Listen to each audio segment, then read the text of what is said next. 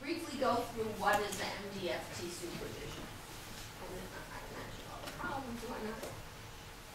Therapist professional development plans. You build from a therapist's strengths, always starting positive. What are their strengths? And you identify their strengths, first of all, in their attitude toward learning and complying with the program requirements, right? Some therapists just have a very negative attitude. Well, you're going to have to work on that attitude. Hopefully they have a good attitude. You also identify their clinical skills, both basic and MDFT, that the clinicians do well. They listen well. They join well with the adolescent. Whatever. And we have this form, and you have a list their skills. And I like the supervisor to list kind of attitudes and complying, turns their paperwork in on time, whatever, that's important, knows how to manage their stress, but also the clinical skills. Sometimes supervisors can get hung up in those program skills and not so much with the clinical. Okay, what do they do well clinically? And you want to have this list of strengths that's going to grow. So as the weaknesses and the challenges overcome, then you add them to the list of strengths. So the list of strengths grows longer, and the list of challenges stays the same or grows shorter. Okay, so then you also want to identify weakness and challenges, and the same in work habits and in attitudes first, or whatever. So what are the common problems? Time management problems. You talked about people having half of their job is MDFT, half of their job is doing something else in the clinic. Well, that's going to take some management. As a supervisor, you want to help them with that. Doesn't turn in their paperwork on time, doesn't write good session plans, is not prepared for supervision, is unhappy with her job. We want MDFT therapists are happy therapists. If they're not happy, we want to work on that. Doesn't embrace the MDFT theory of change. You got to believe in it, right, for it to work.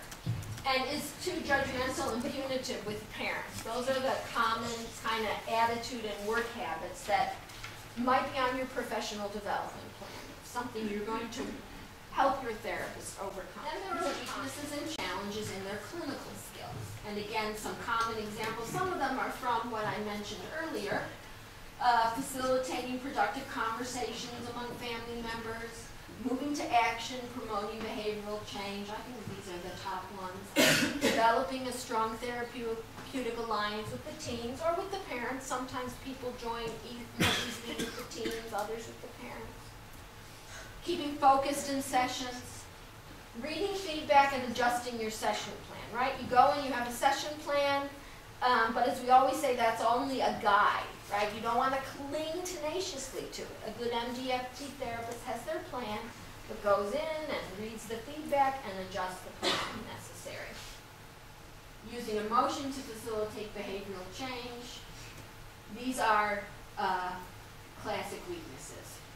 And in the professional development plan is to identify their strengths, and again, they're going to work with you on it, identify their weaknesses, but that's what's that. But then the question is, what are you going to do about it? And so that's the action plan. And the action plan is, what are you as a supervisor, what are you going to do to help the therapist enhance their strengths and overcome their weaknesses? A lot of times when the supervisors fill out the action plan, they'll say what the therapist is going to do. But that's not what we mean.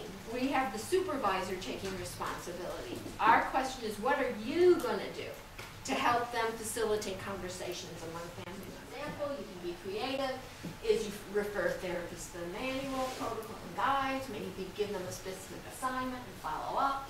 You're going to do DVD review to help them identify their weaknesses, role play alternatives. You're going to challenge therapists to provide a rationale for intervention. So why did you do that? Why are you doing that? They should have a real clear reason for it. You may give assignments to redo a particular session with a focus on enhancing particular skills. Record that session and you'll review it in the next supervision. So the action plan is what the supervisor. And then I'm going to go really quickly through. We have 3 kinds of supervision. Case review. And that's where you strategize, plan, you review the session plans, You review what happened last week.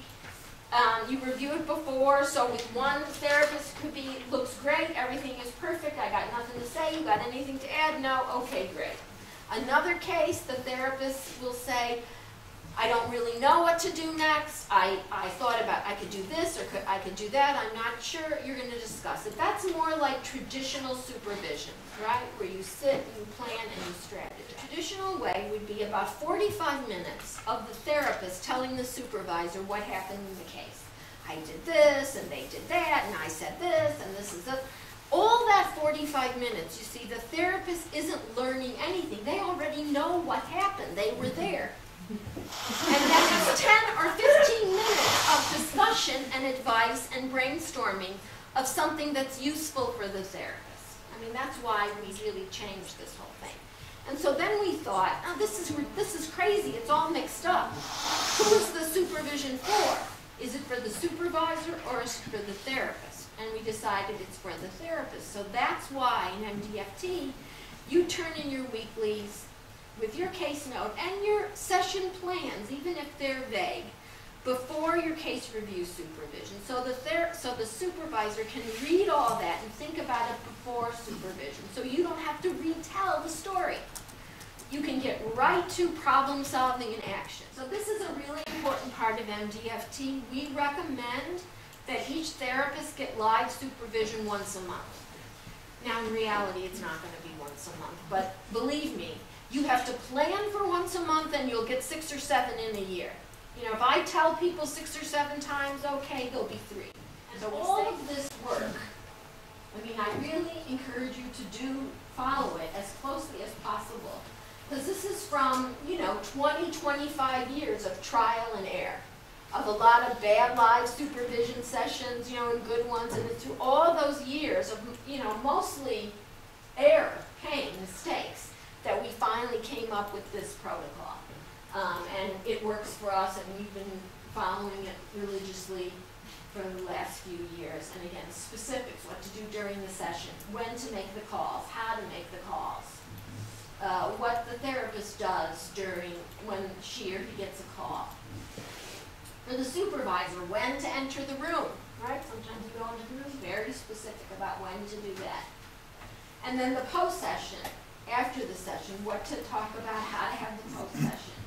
Very, very specific. And if you've done live supervision before, it probably is not exactly like this. Then the fourth area is DVD supervision, where therapists will bring in a DVD. Now, case review, it's some skill development, but it's mostly strategizing and planning and managing the case.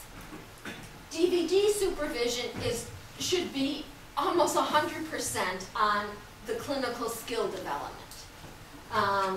That's the point of it. So the professional development plan, if one area is facilitating conversations among family members, I want my therapist to bring in a session where they tried to do that, and then we're going to go over and we're going to try to enhance their skills through DVD.